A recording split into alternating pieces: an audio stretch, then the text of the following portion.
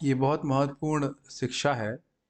कई बार भक्त लोग पूछ सकते हैं या सोच सकते हैं कि हम लोगों को तुलसी जी के सामने बैठ के जप क्यों करना चाहिए? और इसको स्वयं श्रीमन चैतन्य महाप्रभु ने अपने आचरण से सिखाया है भक्तों को। आपन आचार्य प्रभु जीवेर सिखाए। तो ये चैतन्य भागवत से है और इसमें अंतखंड के भाग 2 में इस बात को मतलब हम सुनते हैं। तुलसीर भक्ति एबे सुन मन दिया, ये रूपे कैले लीला तुलसी लैया। भगवान चैतन्य ने किस प्रकार तुलसी के प्रति अपने प्रेम को प्रदर्शित किया, उसको ध्यानपूर्वक सुनो। यानी कि वृंदावन राज ठाकुर जी कहते हैं, एक क्षुद्र भांडे दिव्य मृतिका पूरिया, तुलसी देखे न सेई घाटे आरोपिया। एक दिन महाप्रभु ने एक छोटा मिट्टी का बर्तन लिया, उसको सावधानी पूर्वक चिरू हुई मिट्टी से भरकर उसमें तुलसी को स्थापित किया।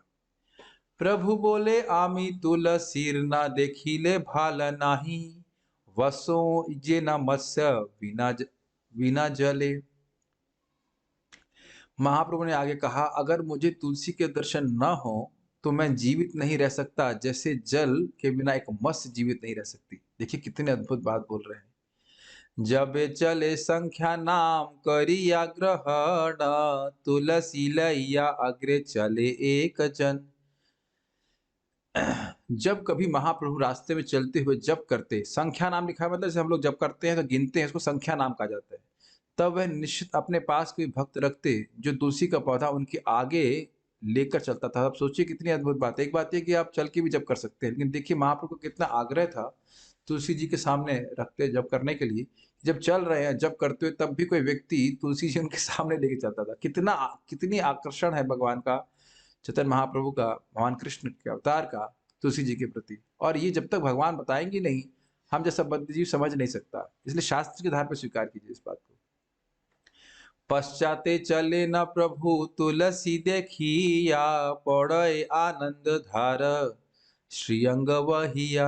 जब महाप्रभु तुलसी के पीछे चलते हुए उन पर दृष्टिपात करते, तब उल्लास के अश्रु उनके पूरे शरीर पर व्याप्त हो जाते। संख्या नाम लैते ये स्थाने प्रभु वैसे, तथाए रखे न तुलसीर प्रभु पाशे। जब महाप्रभु जप करने के लिए बैठते, तब निश्चित तुलसी का पौधा उनके समक्ष रखा जाता। संख्या नाम पद को इस प्रकार वर्णित किया गया है। ये एक आज्ञा है कि व्यक्ति को भगवान के नामों का जप निर्धारित बार तुलसी के मनकों पर करना चाहिए। टीका रखी गई यहाँ पे। इससे हम ये समझ सकते हैं कि महाप्रभु भी तुलसी के समक्ष बैठकर कुछ निर्धारित बार जप करते थे।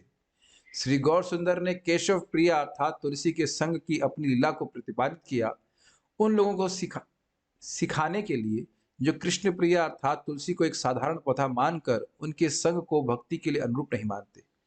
तुलसी तदीय अर्थात कृष्ण से संबंधित हैं। उन सभी का प्रयास निरर्थक है जो बड़े उत्साह के साथ भगवान कृष्ण की सेवा करना चाहते हैं, किंतु उनके प्रिय सेवकों का तिरस्कार करते हैं। इस संबंध में व्यक्ति को श्लोक पर चर्चा करनी चाहिए। अभ्यर्चयित्वं गोविंदान तदीयान अर्चयन्ति ये, नाते विष्णु प्रसादस्य भजानाम दंभिका जनः। गर्वित लोग जो भगवान कृष्ण की सेवा करते हैं लेकिन उनके भक्तों की नहीं, वह भगवान कृष्ण की कृपा के पात्र नहीं बनते।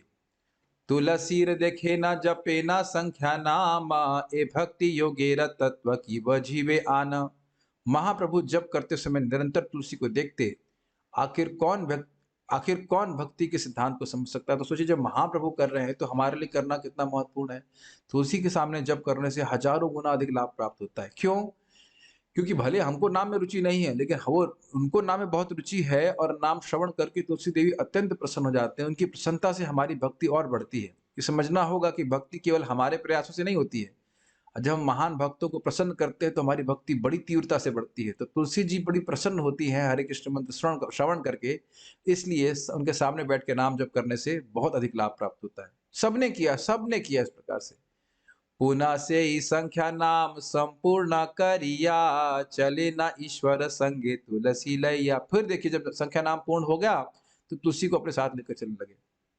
जब महाप्रभु का निर्धारित जब पूर्ण होता, तब वह तुलसी को अपने आगे रखते हुए लौटते। शिक्षा गुरु नारायण ये कराए ना शिक्षा, तहाँ ये मानाए से ही जान पाए रक्षा। बहुत अच्छी बात है। केवल वही जो शिक्षा गुरु अर्थात नारायण की, भगवान नारायण सभी के गुरु हैं और मूल नारायण है कृष्ण, इनके अवतार हैं श्रीमद चैतन्य महाप्रभु, उनकी शिक्षाओं को आत्मसात करेगा, उसे ही उनकी रक्षा प्राप्त होगी। तो आप समझ गए होंगे किस प्रकार से तुलसी जी को सामने रख करके हरि नाम जप करना बहुत महत्वपूर्ण है।